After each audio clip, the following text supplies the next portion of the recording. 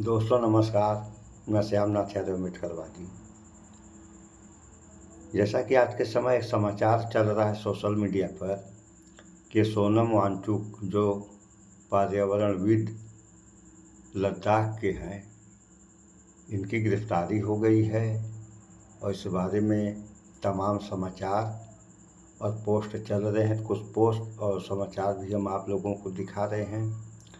तो इस बारे में एक रवीश कुमार वरिष्ठ पत्रकार का पोस्ट है कि जेल भेजने के अलावा आता ही क्या है, लोगों के लिए बोलना, देश के खिलाफ बोलना हो गया है। यानी जो लोगों के लिए बोले, उसको कुछ लोगों का कहना है कि ये देश के खिलाफ बोल रहे हैं। तो पोस्ट भी देख लें आप लोग, ये पोस्ट है, देख लिया आप लोगों ने पोस्ट। अभी और पोस्ट देखिए आप लोग। अभी एक समाचार भी दिखाएंगे। लद्दाख में एक्टिविस्ट सोनम वांगचुक को गिरफ्तार किया गया। प्रशांत भूषण बोले, ये शर्मनाक और गैर कानूनी काम है। देखिए, शर्मनाक और गैर कानूनी काम हो रहे हैं इस विश्व गुरु भारत में। अभी एक पोस्ट और है, इसका लेख है कि मुझे, ये पीएसए लिखा गया है लेकिन ये नस्से लिखना चाहिए, कि मुझे पीएसए के तहत फंसा कर जेल में डालने की साजिश हो रही है, पर मैं इससे डरने वाला नहीं हूँ। सोनम वांगचुक। ये पोस्ट देखें आप लोग, देखिए, देख लिया पोस्ट आप लोगों ने। अभी और आगे आइए।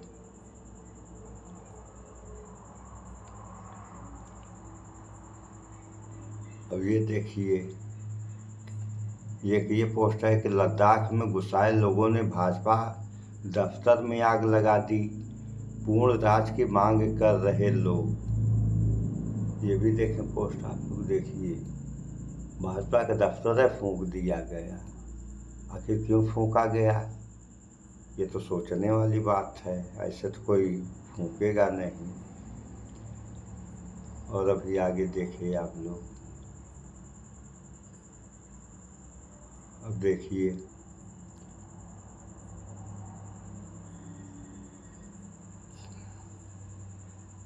कि नशे लगाकर सोनम वांगचुक को गिरफ्तार करना सिर्फ एक हेडलाइन नहीं है, बल्कि यह चिंताजनक संकेत है कि आज भारत कहाँ खड़ा है।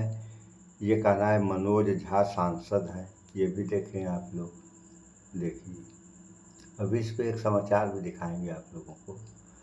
अभी और देखिए कि जो इंसान देश के लिए अवार्ड लाता है, शिक्षा में क्रांति लाता है, आज वही जेल भेजा जा रहा है। विनेश फोगाट रेसलर हैं, इनका कहना ये देखिए। अभी सब क्या हो रहा है। अब देखिए, एक पोस्ट और है, ये है, इसका लेख है, हमारी ज़मीनें चीन ने कब्जा कर ली। अगर हम ये बात कहते हैं तो हमें कभी देशद्रोही कहा जाता है, कभी धमकियां दी जाती हैं। सोनम वांगचुक एक्टिविस्ट। ये भी देखें आप लोग, देख रहे हैं आप लोग।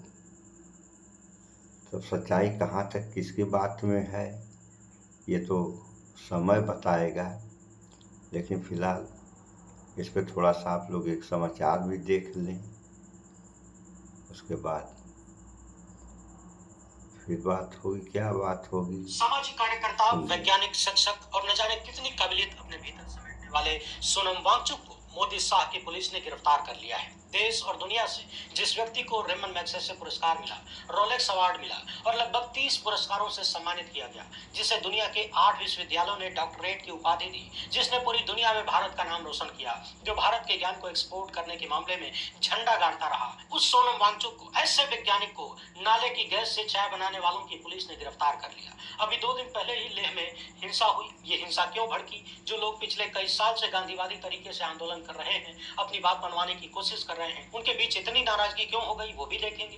किस तरीके से सोनम वांगचुक ने इस गिरफ्तारी का अंदेशा पहले ही लगाया था और मोदी सत्ता कितने गंभीर षड्यंत्र कथित रूप से उनके खिलाफ कर रही थी। गिरफ्तारी से ठीक पहले सोनम वांगचुक ने क्या कुछ कहा था, वो सब आपको बताएंगे।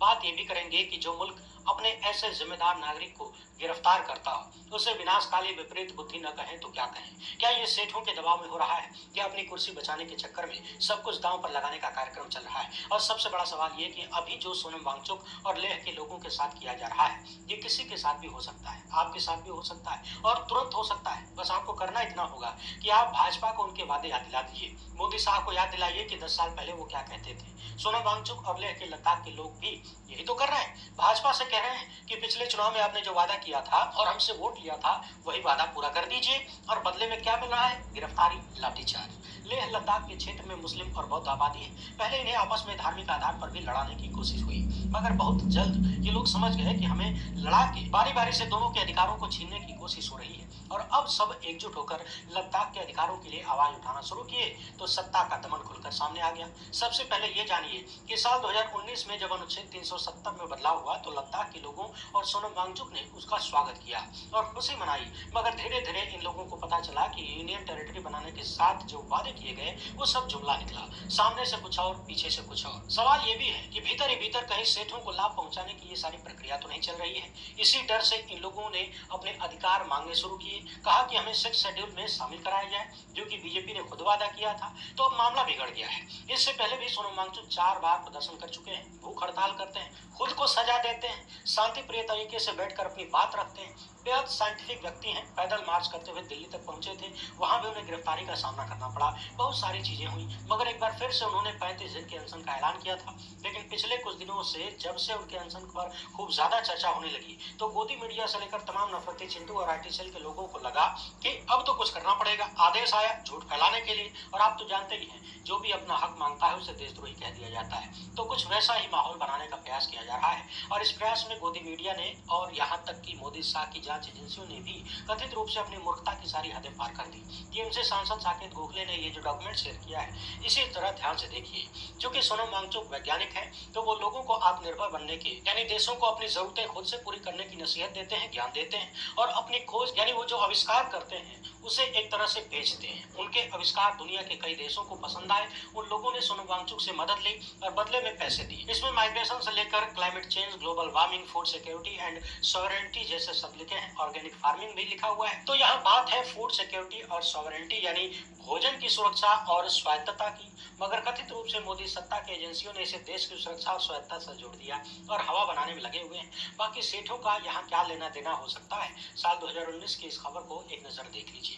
बाकी आप तो जानते ही हैं, सरकारी पैसे से पहले कोई चीज बनाई जाती है, फिर कौड़ियों के भाव सेठों को सौंप दिया जाता है। यही अमृतकाल का सिस्टम। अभी 2 दिन पहले लगभग 15 दिन से जब अनशन चल रहा था, भूख हड़ताल पर लोग बैठे हैं, अचानक बीमार हो गए, उन्हें अस्पताल में भर्ती कराना पड़ा तो लेह के युवा नाराज हो गए। जाहिर सी बात है, आप भी नाराज होंगे कि नहीं कि हम इतने दिन से भूख हड़ताल कर रहे हैं, अपनी मांग कर रहे हैं, कोई हमें सुनने वाला नहीं, कोई हमसे बातचीत करने को तैयार नहीं। क्या ये लोकतंत्र है? और सरकार तारीख पे तारीख दे रही है, 6 अक्टूबर की तारीख दे रही है, इतना लंबा, जबकि ये मांग कोई नई नहीं है, पिछले कई साल से चल रही है और ये नाराजगी हिंसा में बदल गई। हालांकि सोनम वांगचुक बार बार हिंसा का विरोध करते हैं। उन्होंने लगातार गांधीवादी तरीके को अपनाने की अपील की और ये कहा कि हिंसा ठीक नहीं है, इससे हमारी ही लड़ाई कमजोर हो जाएगी, सरकार को बहाना मिल जाएगा मारने पीटने गिरफ्तार करने का। देखिए वही हो गया। और गिरफ्तारी से कुछ घंटे पहले ही उन्होंने एक टीवी इंटरव्यू में कहा था कि इस पूरी हिंसा का आरोप सरकार ने मेरे जैसे छोटे इंसान पर लगा दिया, मुझे दोषी बना दिया है। ये एक पूरी सीरीज चलाई गई है मुझे बदनाम करने और मुझे फंसाने की। लद्दाख में चुनाव होने वाले हैं, हम लोगों की मांग बस इतनी है कि पहले चुनाव में आपने जो वादा किया था उसको पूरा करिए, तब अगले चुनाव में आइए, हमें 6 शेड्यूल में शामिल करिए, हमारे क्षेत्र, हमारी संपत्ति, हमारी प्रकृति की सुरक्षा करिए और यहाँ जो हो रहा है हमारी मर्जी से होना चाहिए, यानी हमारी भी राय लीजिए। हमारी जिंदगियों को आप दिल्ली में बैठकर हाँक नहीं सकते। वांगचुक ने बताया था कि 1.5 महीने पहले उन्हें किसी ने बताया कि उन पर देशद्रोह का एफआईआर हुआ है, इनके विद्यालय की जमीन वापस लेने का नोटिस आया है, सीबीआई इंक्वायरी कर रही है, इनकम टैक्स के नोटिस आ रहे हैं। सीबीआई ने साल 2022 से 24 में विदेशी मुद्रा लेने का आरोप लगाया और कहा कि आपके पास एफसीआरए नहीं है, फिर भी आपने विदेशी पैसा लिया। सोनम वांगचुक कहते हैं कि हमने एफसीआरए नहीं लिया क्योंकि विदेश से भीख मांगने का हमारा कोई इरादा ही नहीं था, हमें किसी की भीख नहीं चाहिए थी, तो चूंकि एफसीआरए की जरूरत नहीं थी तो हमने नहीं लिया। अब आपके मन में सवाल आ रहा होगा कि विदेश से जो पैसा उनके पास आया वो किस चीज का है, तो यही बात समझने वाली। सोनम वांगचुक ने जो आविष्कार किए हैं जैसे कोई भी कंपनी या कोई भी व्यक्ति कोई चीज बनाता है, खोज करता है, यदि वो किसी और को चाहिए, लाभप्रद है, पसंद आया है, तो सामने वाला उसे पाना चाहेगा और बदले में जो भुगतान करेगा वो तो आपको लेना होगा ना, क्योंकि आविष्कार करने में, बनाने में भी तो पैसे खर्च होते हैं।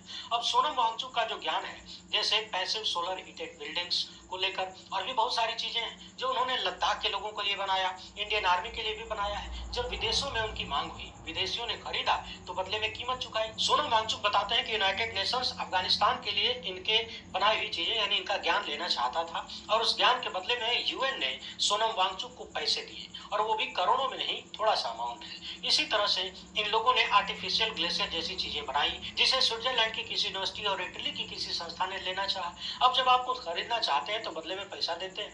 वही काम सोनम वांगचुक ने भी किया, अपना ज्ञान साझा किया, बदले में फीस लिया। और समझने वाली बात यह है कि उन्होंने जो लिया उस पर बाकायदा टैक्स भी पे किया है, यानी ये नहीं कर सकते कि चुपचाप पैसा लेकर रख लिया। यहाँ एक बात और समझने वाली है, लद्दाख में कोई व्यक्ति टैक्स नहीं देता, कोई टैक्स नहीं देता, यानी टैक्स फ्री रीजन है। अकेले सोनम वांगचुक हैं जो टैक्स देते हैं। उनका कहना है कि मैं अपनी जिम्मेदारी, बाकी आप लोग वहाँ जाकर के देखें इसको, और आप लोगों सुन ही लिया कि लद्दाख में टैक्स नहीं लगता है, बावजूद सोनम वांगचुक ने टैक्स दिया, उसके बाद भी ये हो रहा है। क्या हो रहा है आप लोग सुन ही लिए हैं। और व्यवस्था दो प्रकार की होती है, एक प्रजातंत्र जिसे लोकतंत्र भी कहते हैं, और दूसरा राजतंत्र जो तानाशाही व्यवस्थाएं होती हैं।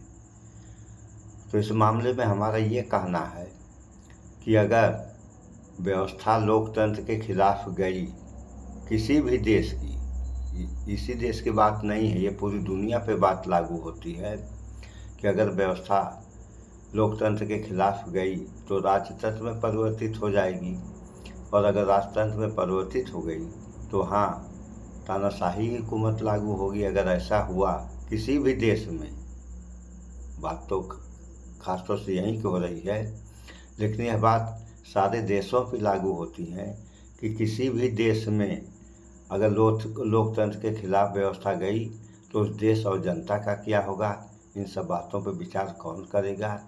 सो इन सब बातों पर विचार करें आप लोग, तभी आप और आपका अपना देश सुरक्षित रहेगा। अन्यथा क्या होगा, ये कहने वाली बात है नहीं, सारे लोग जानते हैं। सो इस वीडियो में इतना ही। भाईचारा बनाकर रहें, स्वच्छता अपनाएं, शुद्ध खाएं, स्वस्थ रहें, शिक्षित बने। जय विज्ञान, जय संविधान। नमस्कार।